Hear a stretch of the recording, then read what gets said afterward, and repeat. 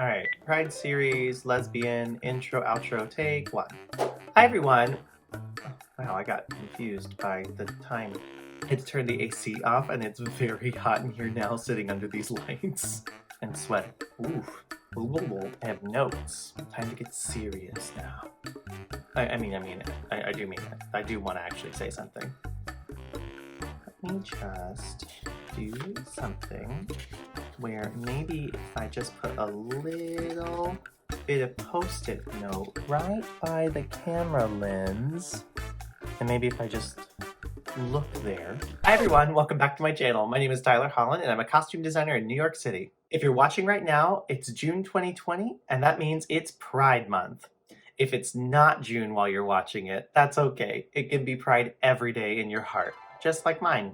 Today, I'm going to be showing you how I rendered my second in a series of 4 costume designs for the LGBTQA+ Pride. If you missed the first costume design for the Pride series, don't worry about it. There will be a link at the end of this video. Stay tuned. As I said in my last video, I think it's really important this year in particular to remember that Pride started out as a riot, it started out as railing against the system, and as a railing against social stigma. And it might be more important this weekend more than any to remember that Pride was started by a Black transgender woman named Marsha P. Johnson. Let's continue to fight for our rights and to celebrate what makes us, us. Alright, that being said, let's get started with this week's costume design. Today, I'm going to be rendering a piece based on the L of our LGBTQA+ acronym. The L stands for our lesbian sisters, and what better way to celebrate them than by designing them as aerial performers. Aerial performance is an art that is absolutely beautiful, graceful, and fluid, and requires a lot of strength. Seems like a great metaphor for a section of our community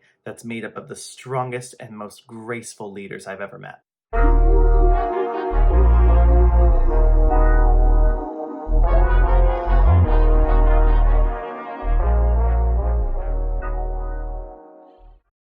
Let's get into it. As I'm sure you know by now, the starting place for any Tyler M. Holland rendering is going to be the underpainting of the skin tones. Underpainting, in case you're not familiar with the term, is the term we use in the industry to describe adding in all of the warm and cool undertones of flesh to aid in the shaping and contouring of human skin tone. Typically, we accomplish this through a purple or blue tone for the cool parts of the skin, and a pink or red tone for our rosier areas.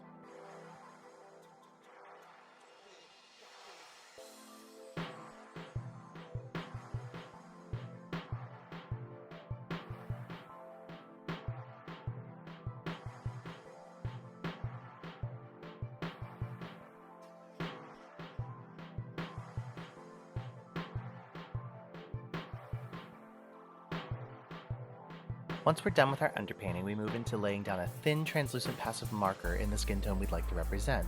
Sometimes, to get the correct depth of color, you may have to layer on more than one marker. I've noticed in some brands, our deeper browns have a greenish undertone, and they often need to be warmed up with a lighter, rosier color to counteract that tint. To get the rainbow flag in this rendering, I thought it would be really fun to make it look like our lesbian aerialists just have beautiful splotches of rainbow-colored paint all over their bodies. This was accomplished by putting in one big blob of a main color and using a lighter analogous tone to feather out the edges over the skin tone.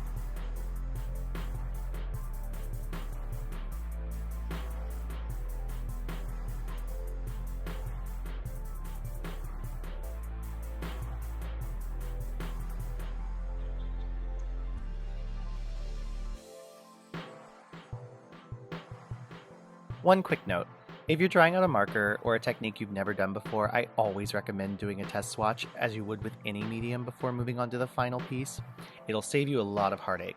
I even scan and print out my sketches on an 8.5 by 11 piece of paper so I can do quick color tests for placement and see if everything is working together well.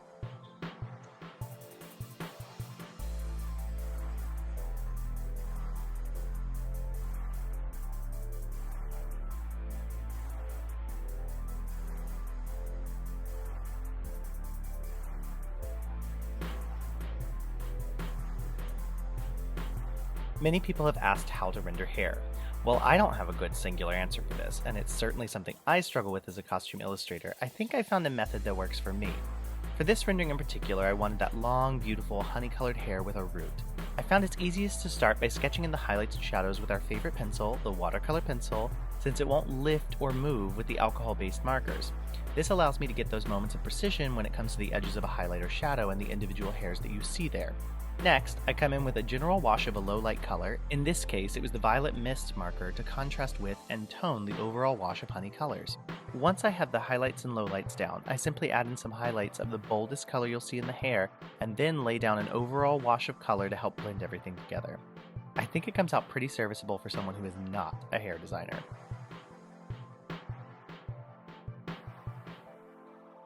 Do you have other methods for painting hair? Let me know in the comments down below. I love to learn new skills and techniques. We're all lifelong learners on this channel.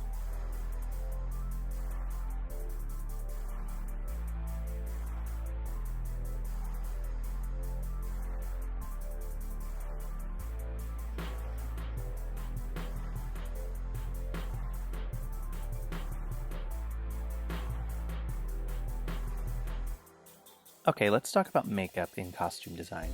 I like to put some wacky makeup into my designs, especially if it's showgirls or fantasy. Fortunately, I know a little about makeup and have a great friend who's an amazing makeup artist who I try to drag on every show I can get him on. Traditionally in theater, or at least from my experience, a makeup artist is brought in very late in the game or approved by the producer very late. Since costume design renderings are produced so early in the production period, I always try to make the makeup nondescript on a costume design. That way, any makeup artist can be hired and not be too influenced by my drawings and present their own ideas.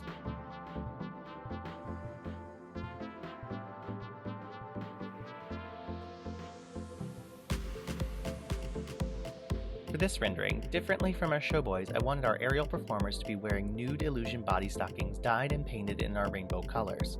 My thought would be that they would be hand beaded with clear sequins and a few rhinestones so their bodies looked almost wet as though the paint hadn't dried on their Leos. To accomplish this, I turn once again to my favorite secret weapon, clear, glitter, and white glue.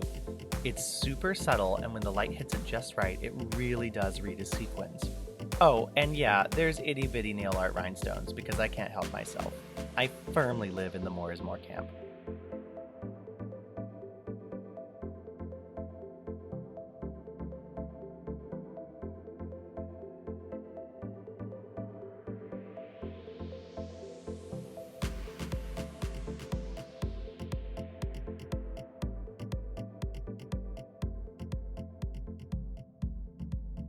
Here I go again. I'm adding in more glitter and more rhinestones all over the Lyra hoop itself.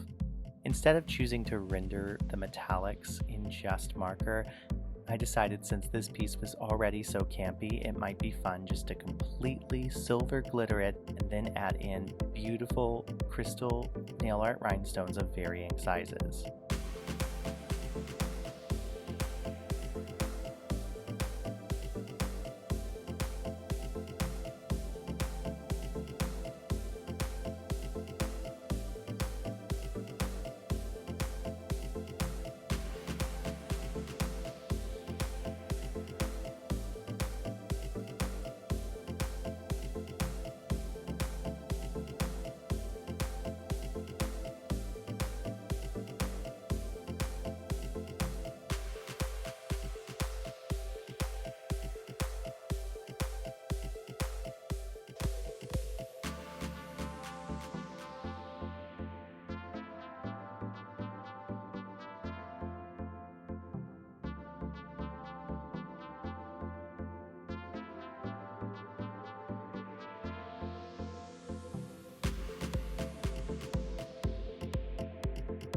Our background, which gives our lesbian aerial artists a sense of time and place, is the letter L from our LGBTQA+ acronym.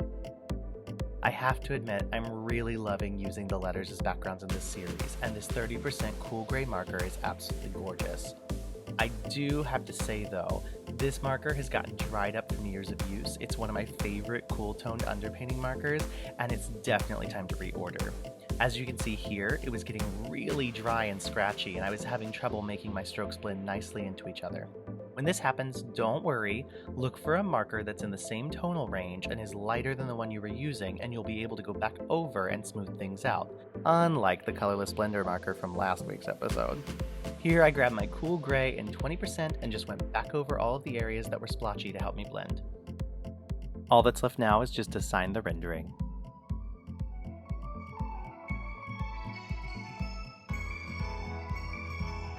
And just like that, our strong women are done.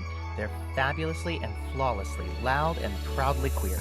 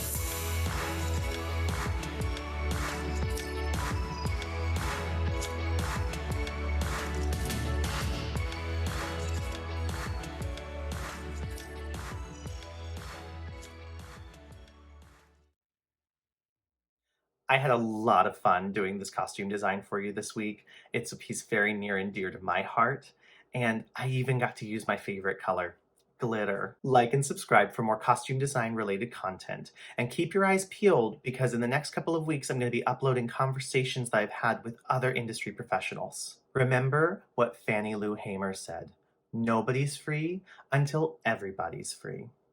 Sending you all my queer love, and see you next week. Bye.